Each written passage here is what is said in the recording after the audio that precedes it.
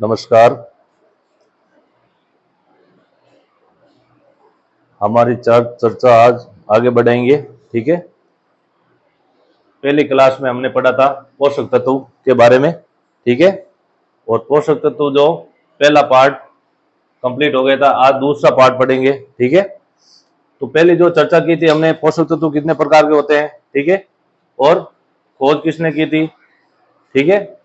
और तो सामान्य जानकारी आपको एक बार वापस क्लियर होनी चाहिए, पोषक तत्व कौन कौन से होते हैं। ठीक है। तो कौन कौन से पोषक तत्व पढ़े हमने, CHO।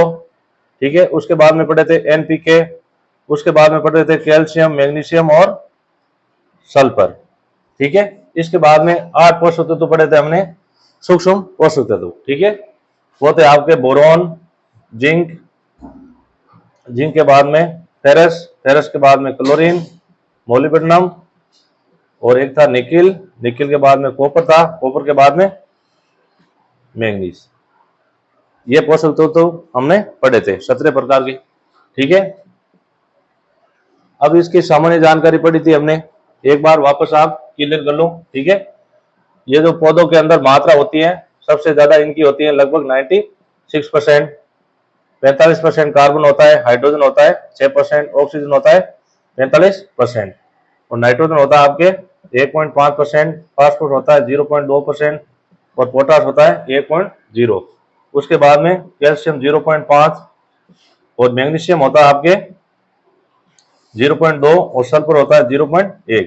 और इनकी जो मात्रा होती है ppm में होती है। सूक्ष्म जो पोषक तत्व 8 होते हैं, इनकी जो मात्रा थी ppm में हमने पढ़ी थी। तो बोरॉन की मात्रा होती है 20 ppm, और जिंक की मात्रा होती है 20 ppm। ठीक है। और फेरस की मात्रा होती है आपके 100 ppm। कितनी होती है? 100 ppm। और क्लोरीन, क्लोरीन की मात्रा भी 100 ppm। मोलिब्डेनम की मात्रा होती है आपके 1 ppm से कम, इसलिए इसको कहते हैं अल्ट्रा माइक्रो न्यूट्रिक तत्व। और इस अल्ट्रा माइक्रो न्यूट्रिक तत्व की खोज की थी निकोलस ने। किसने की? निकोलस ने 1963 ईस्वी में।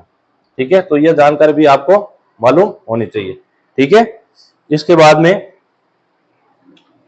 निकिल, तो निकिल की जो मात्रा होती है 0.1 से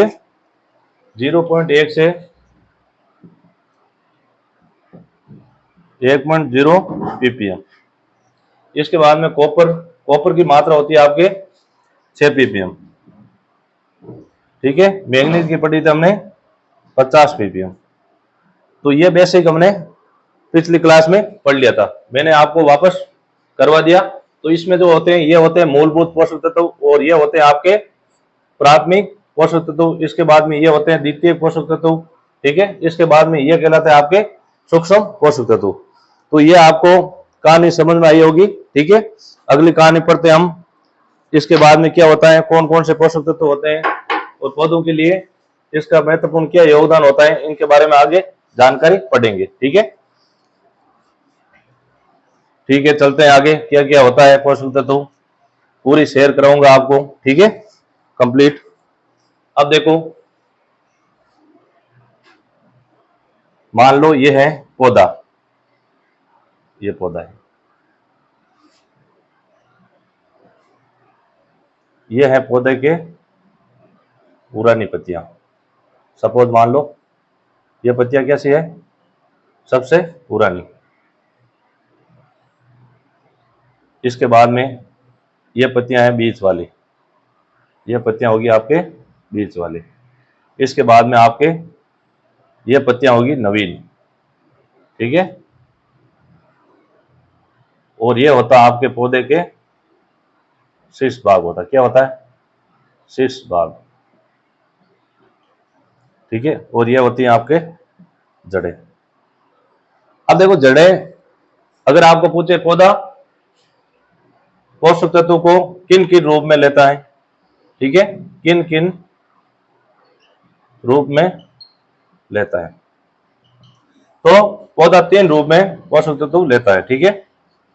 एक तो है आपके मास फ्लो, एक होता है विसरण के द्वारा। विसरण को इंग्लिश में कहते हैं डिफ्यूजन, डिफ्यूजन। ठीक है।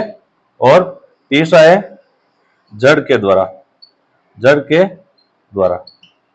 अब मास फ्लो में होता है आपके, यानी पानी में घुलनशील होते हैं और पौधों के पास पहुंचते हैं, वो कहलाता है मास फ्लो। ठीक है, इसमें जो पोषक तत्व होते हैं आपके, एक तो नाइट्रोजन होता है, एक कैल्शियम होता है और एक मैग्नीशियम होता है। ठीक है, इसके बाद में विसरण में आपके फास्फोरस होता है और एक जिंक होता है और अधिकांश सभी सूक्ष्म पोषक तत्व, सूक्ष्म पोषक तत्व। ठीक है, और जड़ के द्वारा पौधा खुद जाता है, जड़ के द्वारा लेता है कोई भी पोषक तत्व, वो पौधा खुद ले लेता है। तो ये आपके सामान्य जानकारी होनी चाहिए। जो मास फ्लो के द्वारा पौधे कौन कौन से पोषक तत्व लेता है, नाइट्रोजन, कैल्शियम और मैग्नीशियम, और विसरण के द्वारा कौन कौन से लेते हैं, फास्फोरस, जिंक। और एक चीज इंपोर्टेंट है, नोट लगा के लिख लेना, एक चीज इंपोर्टेंट है, नोट लगा के लिख लेना, जिंक है, जिंक तीनों विधियों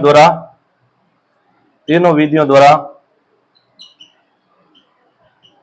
पौधा ग्रहण करता है। यानी जो जिंक तत्व है वो तीनों विधियों द्वारा पौधा ग्रहण करता है। ठीक है, अब बात है जैसे आपके यह है पुरानी पत्तियां, ये पत्तियां कौन सी है, पुरानी, और ये पत्तियां होती है आपके मध्यम, ये पत्तियां होती है नई। ठीक है, और ये होता है शीर्ष भाग। तो पौधे के शीर्ष भाग में होता है कैल्शियम और बोरॉन। क्या होता है, कैल्शियम और बोरॉन। इसके बाद में ये पत्तियां होती है नई। ठीक है, अब नई होगी तो कैसी होगी, साफ होगी। तो इसमें एक ट्रिक ध्यान रखना, साफ मन को।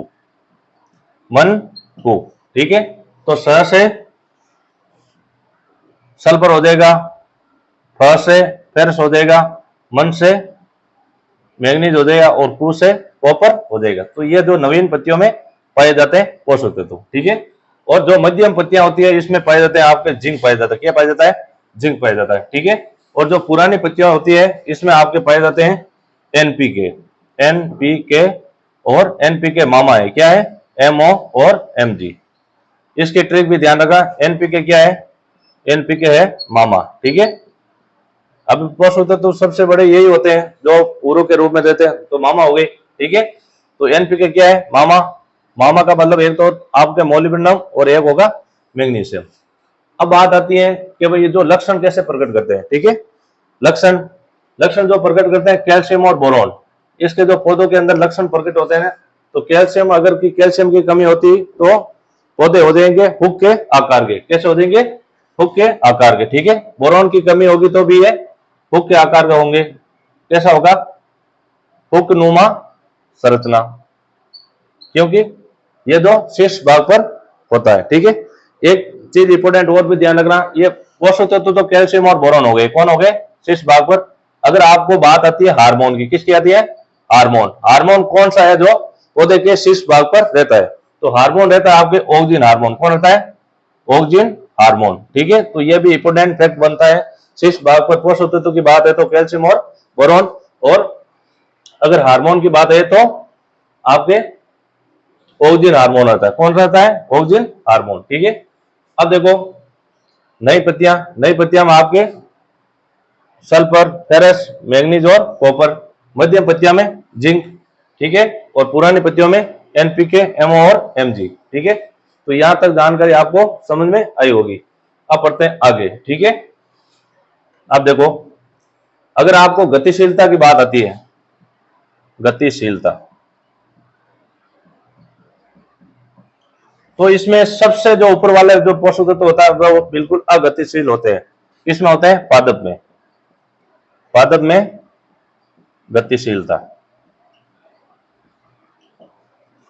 ठीक है, गतिशीलता। अब देखो गतिशीलता के आधार पर जो शीर्ष भाग पर पोषक तत्व होंगे ये बिल्कुल हो गए अगतिशील। क्या होंगे, वो शीर्ष भाग पर है तो गतिशील होंगे नहीं। ठीक है, तो अगर आपको पूछे पादप के अंदर अगतिशील पोषक तत्व कौन से है, ठीक है, तो आपको बताना है अगतिशील, वो होता है कैल्शियम और बोरॉन। ठीक है, इसके बाद में मध्यम गतिशील की बात होती है तो मध्यम गतिशील है आपके मध्य में जिंक होता है। ठीक है, और अधिक गतिशील होते हैं आपके पुरानी पत्तियों पर जो होते हैं पोषक तत्व जैसे एनपीके। अधिक गतिशील, गतिशील ये होते हैं आपके NPK और मोलिब्डेनम और मैग्नीशियम। ये क्या होते हैं? अति गतिशील होते हैं पादप में, ठीक है। तो ये तो सामान्य जानकारी आपको पता होना चाहिए। देखो ये कैल्शियम और बोरॉन या तो आपके शीर्ष भाग पर मिलेंगे या जड़ वाले के शीर्ष भाग पर। जड़ के शीर्ष भाग पर भी क्या मिलेंगे आपको? कैल्शियम और बोरॉन। तो ये आपको, जैसे अगर उपयोग की बात करें तो ये जैसे आपके कोशिका विभाजन में भी ये कैल्शियम सहायक होता है, ठीक है। तो इसका क्योंकि ये सबसे ऊपर वाले भाग पर पाया जाता है, ठीक है। तो ये आपको जानकारी आपको समझ में आनी चाहिए भाई। जैसे इसमें जो कोई भी लक्षण अगर पौधा प्रकट करेगा, क्या करेगा? पौधा लक्षण प्रकट करेगा। जैसे नाइट्रोजन की कमी हो तो पुरानी पत्तियों पर लक्षण प्रकट करेगा। अगर आपके फास्फोरस की कमी होगी तो पुरानी पत्तियों पर लक्षण प्रकट करेगा।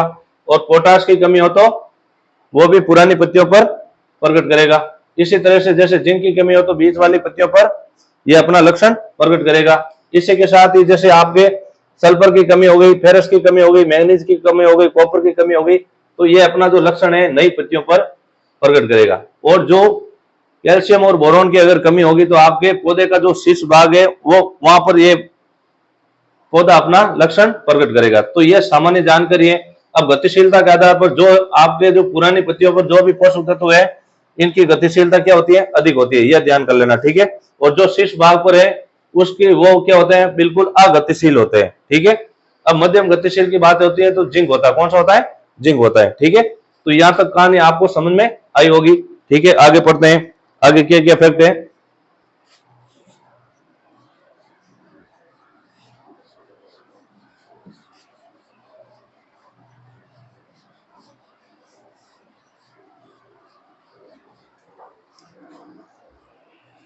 अब देखो पौधा किस रूप में पोषक तत्व लेते हैं। पौधा पोषक तत्व किस रूप में लेता है? किस रूप में लेता है, ठीक है। अब एक कार्बन, हाइड्रोजन, ऑक्सीजन, यह तो छोड़ो, हमने पढ़ लिया। कार्बन डाइऑक्साइड, ठीक है। खनिज पोषक तत्व, खनिज पोषक तत्व पढ़ेंगे, ठीक है। एक होता है नाइट्रोजन, फास्फोरस और पोटाश, ठीक है। अब देखो नाइट्रोजन दोनों रूप में लेते हैं, ठीक है। एक तो होता है NH4 अमोनिया, ठीक है, इसको कहते हैं अमोनिया। और एक नाइट्रोजन NO3 के रूप में लेता है, ठीक है, इसको कहते हैं नाइट्रेट। अब जैसे आपके धान वाली फसल, ठीक है, कौन सी फसल? धान वाली फसल। धान वाली फसल, धान वाली फसल में क्या पानी की आवश्यकता ज्यादा होती है। और जलमग्न की स्थिति में जो नाइट्रोजन लेता है धान वाली फसल वो अमोनिया के रूप में देता है। और अमोनिकल जो उर्वरक होते हैं वो धान की फसल में रेडियो जोन में दिए जाते हैं, ठीक है। रेडियो जोन का मतलब होता है जहां पर ऑक्सीजन की कमी होती है। एक होता है ऑक्सीजन जोन और एक होता है रेडियो जोन। वहां पर इस अमोनिकल उर्वरक के द्वारा ये जो लेता है धान वाली फसल वो अमोनिया के रूप में नाइट्रोजन ग्रहण करता है, ठीक है। उसके बाद में फास्फोरस, फास्फोरस लेता है सामान्यतः मुख्यतः PH2S2PO4-, ठीक है। इसके बाद में पोटाश लेता है K+ के रूप में, ठीक है। तो ये थे आपके रूप है प्राथमिक पोषक तत्व, ठीक है। उसके बाद में कैल्शियम, मैग्नीशियम और सल्फर। तो कैल्शियम आपके लेते हैं Ca+2 और मैग्नीशियम है Mg+2, सल्फर है आपके SO4-2 के रूप में सल्फर लेता है, ठीक है। इसके बाद में सूक्ष्म पोषक तत्व बढ़ेंगे। बोरॉन है तो H3BO4, ठीक है, ये होता है बोरॉन, इसके रूप में लेता है, BO3 होगा इसमें, ठीक है। इसके बाद में जिंक है तो जिंक लेता है आपके Zn+2।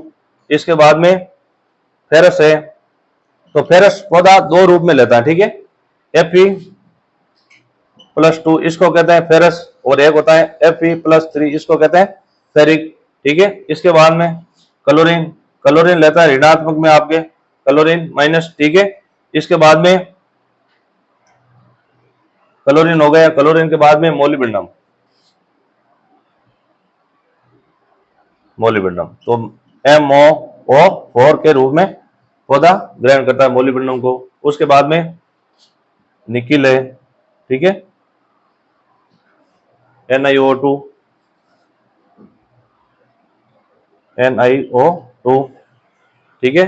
निकल के बाद में आपके तत्व आता है कॉपर, Cu, कॉपर होता है आपके Cu+2। इसके बाद में आपके कॉपर के बाद में आता है मैंगनीज। क्या आता है? मैंगनीज। और मैंगनीज भी लेता है आपके Mn+2, ठीक है। तो ये जो आयन के रूप में लेते हैं। तो इस तरह से आपके जो पता लगा सकते हो भाई जो पोषक तत्व धनायन कौन सा है और ऋणायन कौन सा है। धनायन व ऋणायन। अब देखो धनायन जिसमें प्लस वाला निशान आएगा वो क्या है? धनायन है। तो आप देख सकते हो ये नाइट्रोजन क्या है? दोनों रूप में पौधा ग्रहण करता है, धनायन और ऋणायन, ठीक है। कौन सा? तो नाइट्रोजन आपके दोनों में आएगा, धनायन और ऋणायन। इसके बाद में अब देखो धनायन कौन सा है? नाइट्रोजन तो दोनों में हो गया, धनायन और ऋणायन। और फास्फोरस है जो क्या है? ऋणायन है। तो यहाँ फास्फोरस लिख लो, ऋणायन। इसके बाद में पोटाश क्या है? धनायन है। तो यहाँ धनायन में लिख लो, ठीक है। इसके बाद में ये जो कैल्शियम है आपके, ठीक है, कैल्शियम क्या है? धनायन है। तो ये कैल्शियम हो गया, ठीक है। इसके बाद में मैग्नीशियम है आपको, ये भी है आपके धनायन। इसके बाद में आपके जो सल्फर होता है वो ऋणायन होता है, ठीक है। सल्फर ऋणायन हो गया, ठीक है। उसके बाद में बोरोन है, तो बोरोन भी क्या है? ऋणायन है। इसके बाद में जिंक है, जिंक भी क्या है? आपके धनायन होता है। क्या होता है? धनायन होता है, ठीक है। अब फेरस है आपके, ये भी धनायन होता है। तो ये फेरस भी लिख लो धनायन में, ठीक है। इसके बाद में क्लोरीन क्या होता है? यह होता है ऋणायन। और मोलिब्डेनम में क्या होता है? यह भी होता है ऋणायन, ठीक है। इसके बाद में निकल भी आपके होता है, ये आपके ऋणायन ही होता है, ठीक है। और कॉपर भी आपके धनायन होता है। तो ये धनायन और ऋणायन आपको पता होना चाहिए। वहां क्वेश्चन ऐसे आएगा जैसे फास्फोरस क्या है? धनायन या ऋणायन। तो ये सामान्य जानकारी आपको होनी चाहिए, ठीक है। तो यहां तक मामला आपको क्लियर आना चाहिए भाई धनायन कौन सा है और ऋणायन कौन सा। वह क्वेश्चन ऐसे ही आता है आपके, जैसे निम्न में से ऋणायन पोषक तत्व कौन सा है, ठीक है। तो आपको 4 ऑप्शन मिल जाएंगे, ठीक है। वहां आपको ऋणायन पोषक तत्व बताना है, ठीक है। तो पहला आपको जैसे मिल जाए फास्फोरस, एक कॉपर मिल जाए, एक आपको जिंक मिल जाए, ठीक है। जिंक के बाद में जैसे आपके फास्फोरस हो गया, कॉपर हो गया, जिंक हो गया, ठीक है। और एक जैसे ले लेते हम पोटाश ले लेते, तो आपको ऋणायन बताना है। तो ऋणायन कौन सा होगा? पोटाश। तो इस तरह से आपके क्वेश्चन आते हैं, धनायन कौन सा है और ऋणायन पोषक तत्व कौन सा जो पौधे लेते हैं, ठीक है। इसके बाद में जब आपको ये जानकारी होनी चाहिए अधातु कौन सा है और धातु पोषक तत्व कौन सा है। एक होता है अधातु और एक होता है धातु। अधातु में आपके जो ऋणायन वाले ये सब क्या है? अधातु। अधातु, यह जानकारी आपको होनी चाहिए। ऋणायन वाले सब क्या होंगे? अधातु। तो यहां पर हमारी सब चीजें क्लियर हो जाती है, ठीक है। तो यहां तक जानकारी आपको समझ में आई होगी, ठीक है। अब चलते हैं आगे।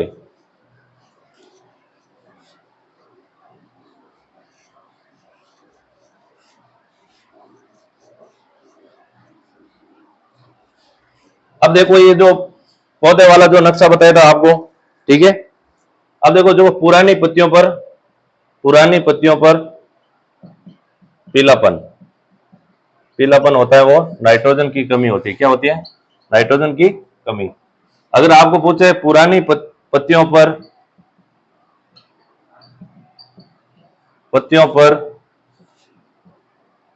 अंतःशिरा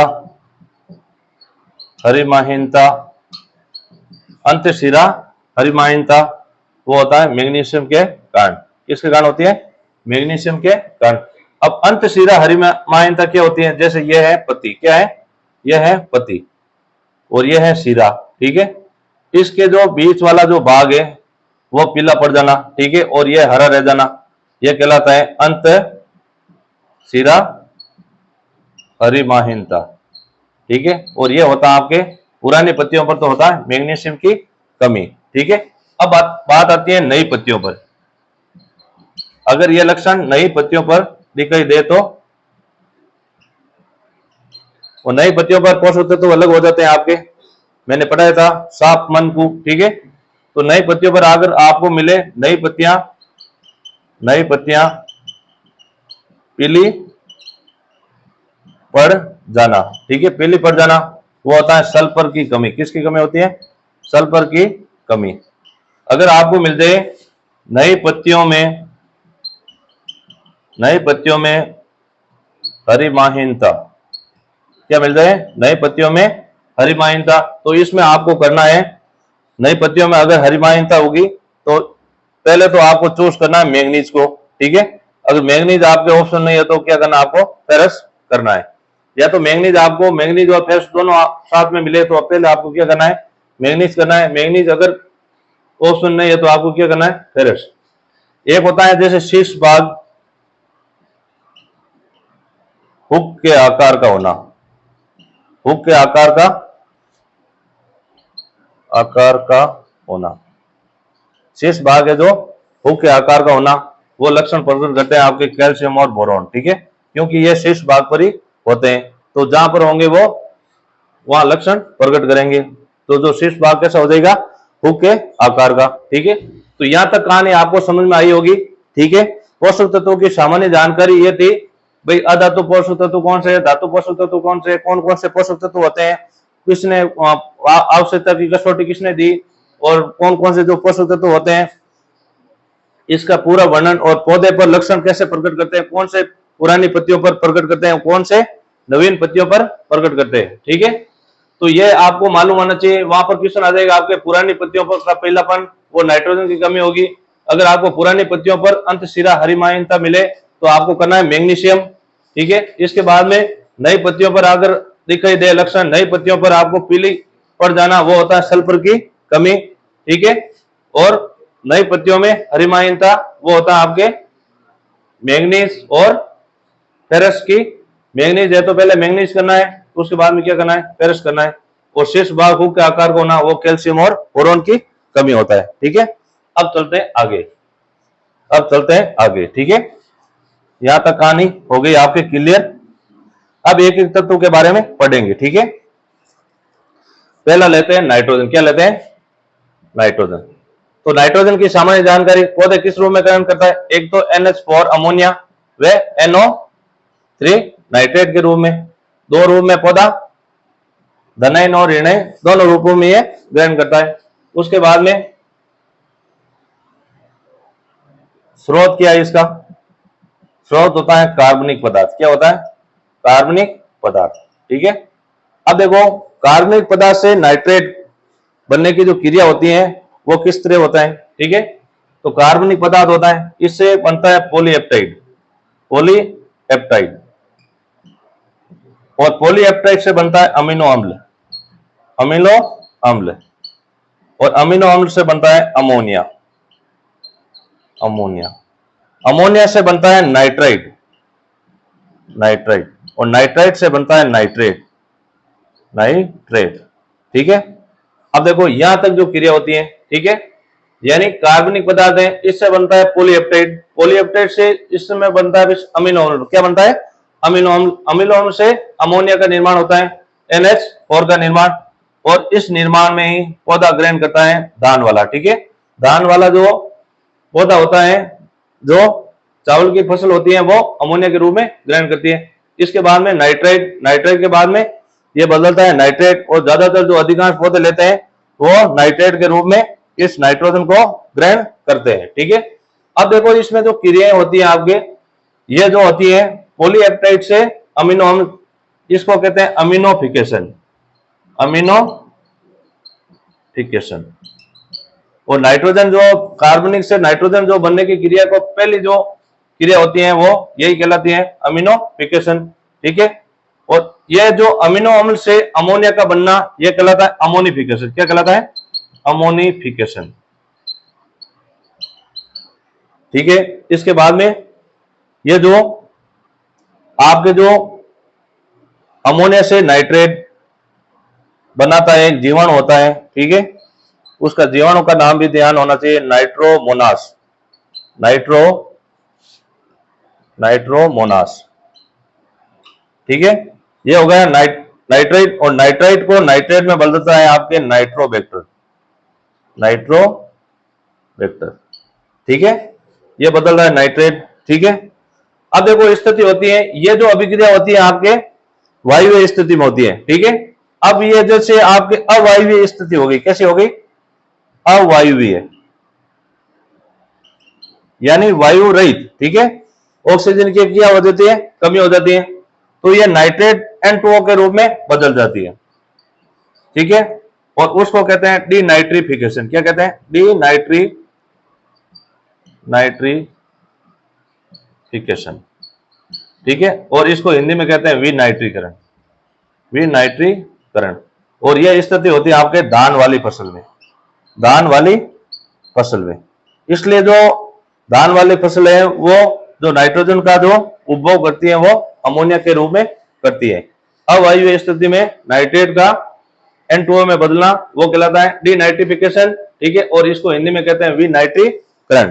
तो ये अभिक्रिया आपको समझ में आई होगी। भाई कार्बनिक पदार्थ हैं वो बढ़ते हैं पॉलीएप्टाइड में, और पॉलीएप्टाइड बदलता है अमीनो अम्ल में, और अमीनो अम्ल बढ़ता है अमोनिया में, अमोनिया से नाइट्रेट और नाइट्रेट से नाइट्रेट, ठीक है। तो यहां तक आपको क्लियर हुआ होगा, ठीक है। और पॉलीएप्टाइड से अमीनो अम्ल में बदलना वो कहलाता है अमीनोफिकेशन, और अमीनो अम्ल से अमोनिया का निर्माण होना अमोनिफिकेशन क्रिया कहलाती है। और ये जो आपके नाइट्राइट से नाइट्रेट में बदलना ये नाइट्रोफिकेशन क्रिया कहलाती है। क्या कहलाती है? नाइट्रोफिकेशन, यानी नाइट्राइट से नाइट्रेट का निर्माण होना, अमोनिया से नाइट्रेट का निर्माण होना, ये जो क्रिया होती है अमोनिया से नाइट्रेट का निर्माण होना, ये नाइट्रोफिकेशन क्रिया कहलाती है। क्या कहलाती है? नाइट्रोफिकेशन। तो ये आपको ये अंतिम क्रिया होती है। क्या होती है? ये इसमें अंतिम क्रिया होती है नाइट्रोफिकेशन। फर्स्ट क्रिया पूछे था आपको अमीनोफिकेशन, और अंतिम कौन सी होती है? नाइट्रोफिकेशन। और इस तरह से ये नाइट्रोजन का निर्माण होता है और पौधा ग्रहण करता है, और अवायवीय स्थिति में वापस N2O में वायुमंडल में यह नाइट्रोजन मिल जाती है, और यह कहलाता है डीनाइट्रिफिकेशन, और इसको कहते हैं हिंदी में विनाइट्रीकरण। और यह क्रिया होती है आपके धान वाली फसल में। तो यह आपको समझ में आया होगा, ठीक है। अगली क्लास में इसकी अगली जानकारी कल पढ़ेंगे।